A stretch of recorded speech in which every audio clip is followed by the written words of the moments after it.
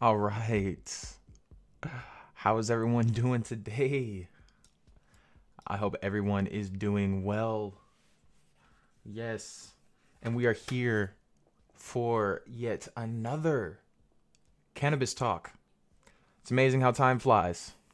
But, I've been loving doing this, and I've been loving that how I've been doing this every week and, educating you guys and just, you know, you guys educate each other, and we all come together around this one plant, you know. And that's what I aim to do. I aim to for everyone to come together around this plant and pretty much normalize it, like I've been saying. And the only way to normalize is through education, and the only way to legalize is through education as well. And speaking of legalization, that is what our topic will be about today. So there was a federal bill that was announced on Friday, that is February 8th. The bill basically states that it will be the Marijuana Revenue and Regulation Act. Now, with that being said, what does that even mean? Basically, what the Bill 420 will do is it will responsibly legalize, tax, and regulate marijuana at the federal level. That's in quotations. S420 is set to regulate cannabis, hopefully the correct way. Now, cannabis is already being regulated in multiple other states, including California. Now, there are some states, including our own, we aren't quite getting it right. So, this bill, along with a couple or a few other bills, actually, will be put into place because S420 is pretty much a set of bills. A set of bills. Well, let's put it like this. It comes as a package deal. Let's put it like that. So, with Bill 420, it comes with not only the Marijuana Revenue and Regulation Act, it also comes with a Small Business Tax Equity Act, which I'll get into later, and a Responsibly Addressing the Marijuana Policy Gap Act, which I will also go into later as well. And also, by the way, I don't think I mentioned that S420 was put into, or at least announced by a Democratic senator by the name of Ron Wyden, and he is the Democratic senator of Oregon. Now, him and a representative of Oregon by the name of Earl Blumenauer, they both pretty much are teaming up right now to be the biggest advocates in actual legalization of cannabis.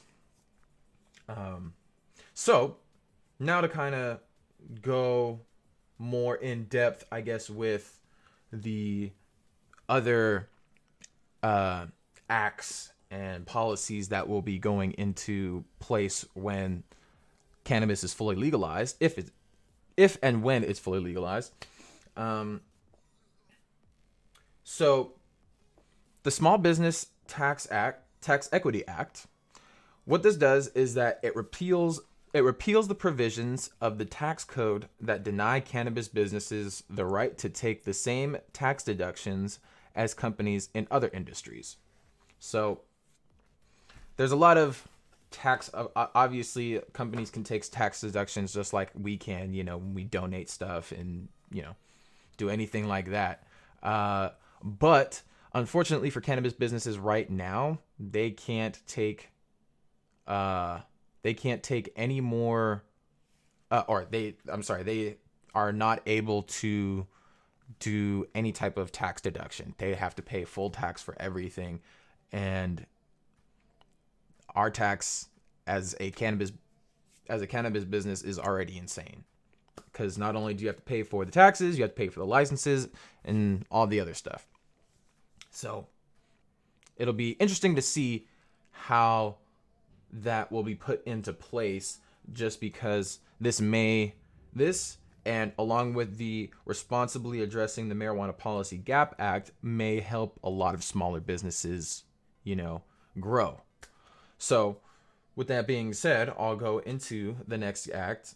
And what this will basically do is it will remove the federal criminal penalties and civil asset forfeiture for individuals and businesses complying with state law.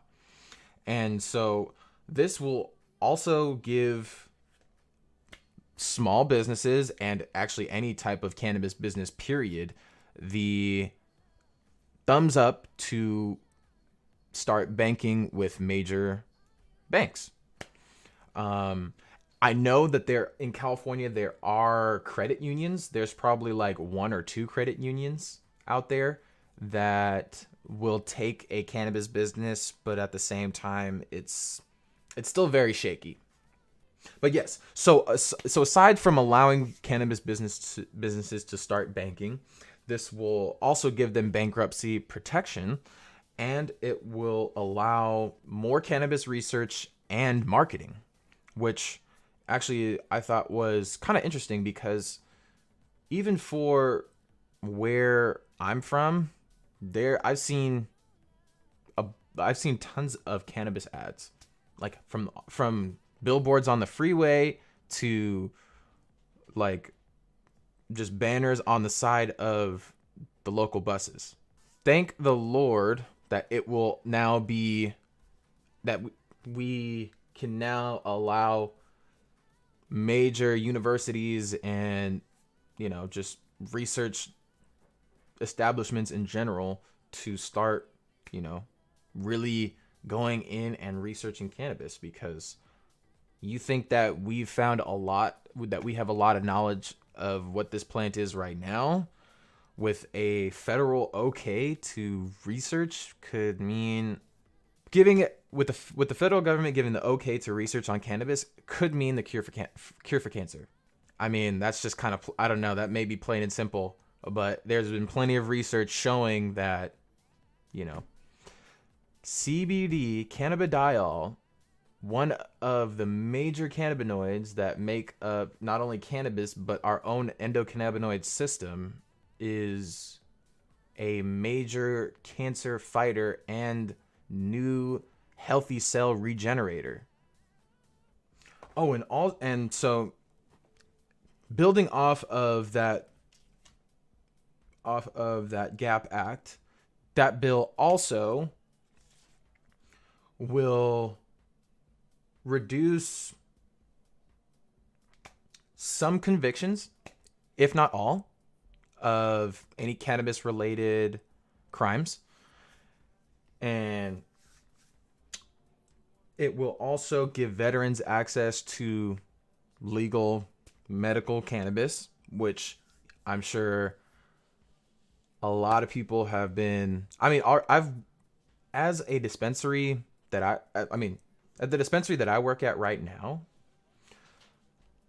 there has already been a lot of veterans that come in on regularly. Now, while they probably still take pills that are given to them from the VA, I'm sure cannabis is helping them wean off of those pills and those drugs.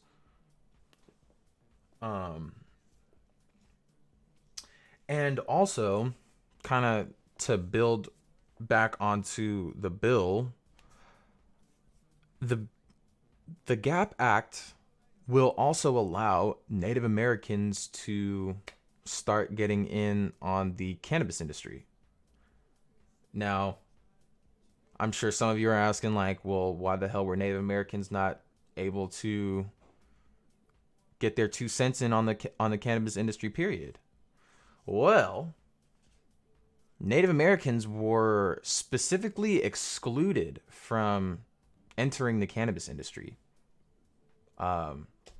which, as I was reading that, I thought was quite amazing, because cannabis was used, and the culture is to accept everybody, and doesn't matter what shape and size you are, we accept everybody. And yet somehow, I guess through legalization, they have let it slip through the cracks. I haven't really seen, but I don't think they've really advertised any Native American made cannabis products. So too, that might allow them to, yeah, actually get in on the cannabis industry. While they may have some grow ops that's on their own land, they're probably now with the if that bill passes, then they will be able to grow on land that I guess isn't theirs. Put it like that. Yes, so I have a quote here actually from one of probably the many Native Americans that tried to push for them actually being able to get in on the cannabis industry when cannabis was being, I guess, decriminalized across the states, so that the states could individually choose to legalize or not. But I have a quote here that says, "We were told by the governor's office there's no place for tribes in California cannabis market. If you're not in, so you're not included in the state legislation." So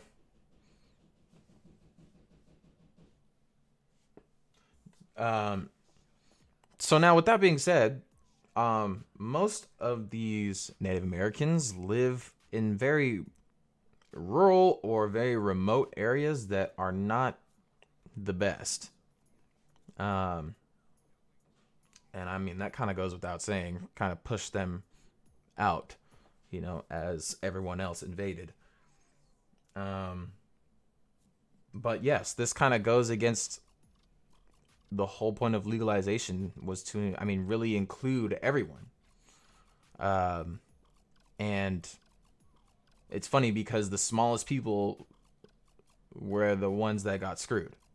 You have the Native Americans, and then you have small businesses, period. I mean, those two groups of people already right there, it's hard enough to get off the ground, so now you're going to put a cap and a crutch on you?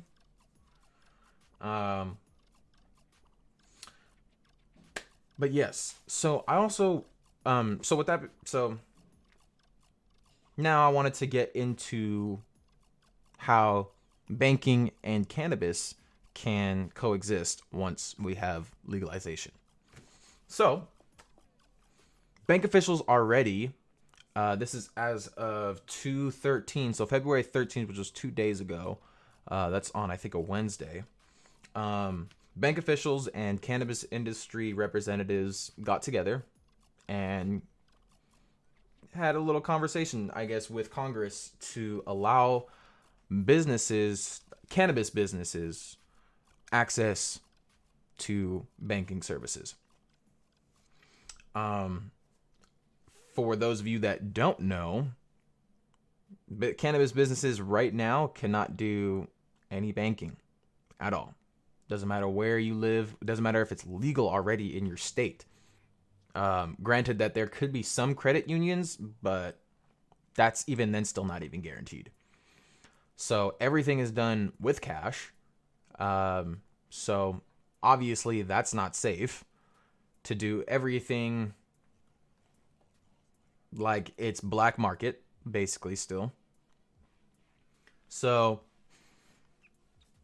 you can just put that into perspective, and you can kind of see what the problems that we've been running into since the beginning, actually, because I don't think we haven't been able to bank, period. While there are many ways around it, like I've seen, I think Tommy Chong made a green card, which basically is like a debit card that you can reload with money, and then you can just do it that way, which my dispensary also has. But the process is super difficult, and if you don't have a manager there, then you won't be able to do that process yourself. So, with that being said, the cannabis industry representatives and banking officials, they came up with what is called the Safe Banking Act. And SAFE is an acronym for Secure and Fair Enforcement. And while this is no way intended to be tied in with legalization, because this has nothing to do really with legalization, this just has to do with cannabis businesses being able to bank. That's it. And I think that I think coming from that approach definitely will aid that act being passed.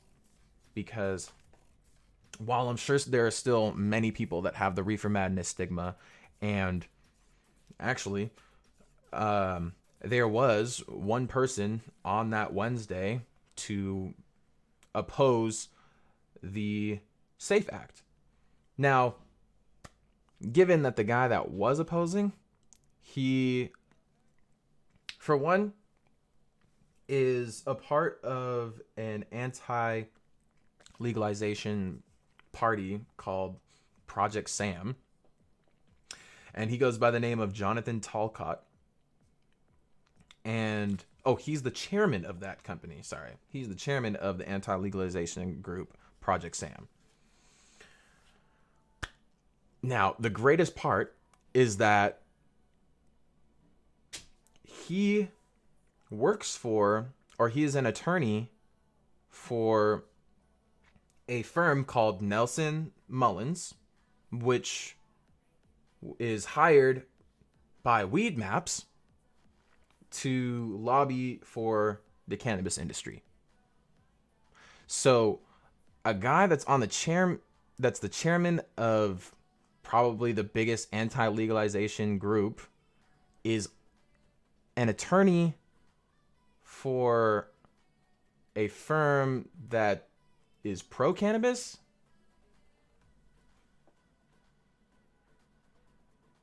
What?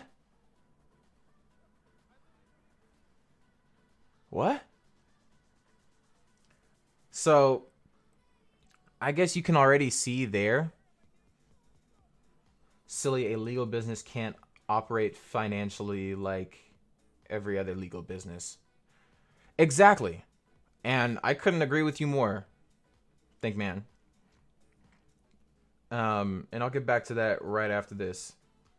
So, just to kind of end what I have written down and what I have for my topics, if the only person that is going to be against banking in cannabis, then I think we're looking pretty good for legalization in general. I mean, if this is really the best these anti-legalization people can do, then legalization is looking pretty good. And then to go back to Think Man and what you were saying, bro, I couldn't agree with you more, dude. The fact that we, as a dispensary that operates with their permits, with their licenses, with everything current and up to date and going everything by the books, still can't bank with any major bank. So, like, it just doesn't make any sense to me either. And it is silly, which is why this 420 bill, I still can't believe they named it 420. But yes, the 420 bill may end all of this silliness. So hopefully we can really lobby and advocate for legalization. I've been trying to keep as much up to date with this bill, and so far, things are looking very good. Not too sure when, like, everything will actually be put into place, but it's looking pretty good. From what it's looking like for Canada right now, things are looking a little rough. I I'd say that maybe Canada has some stuff to learn from us as well. But, it goes both ways. While Canada, they did legalize, you have to get all of your flowers mailed to you from the federal government. I don't know if I'd like that, especially not as a cannabis consumer. And especially if you were to smoke like flowers, it's going to be interesting to see how they're able to keep it good. Because for one, you got to worry about moisture, you got to worry about heat, you got to worry about a whole bunch of factors. I even learned that if you have like nicely cured bud and you open it in a dry room, that could already affect how good or how dry and how basically how good how good that bud is going to be. And usually you want a bud that's not too moist and not too dry, just right, pretty much, So if you open it up in a dry area, the whole bud could just dry up and turn into dust. Not actually, but So yes, hopefully Canada can learn something from us as well. But yes, at the same time, we have a lot of stuff to learn from them. I mean, they did legalize before us, and they kind of got into the game after us, after the U.S. I mean, at least. While cannabis came from the Hindu mountains and like overseas, all completely overseas, obviously. It came in to the East Coast and came into California, really came on the West Coast first and then got out to the East, and it's a whole long story. But yeah. But yes. So dang. Well, yeah, no, I got some people over. So we are at 30 minutes, and this was actually a really good talk. I had a really fun time with y'all. And I'm going to actually bring this thing to a close just because I have some other plans as well to get to. But I want to thank you guys for being here. But yeah, I had a great time.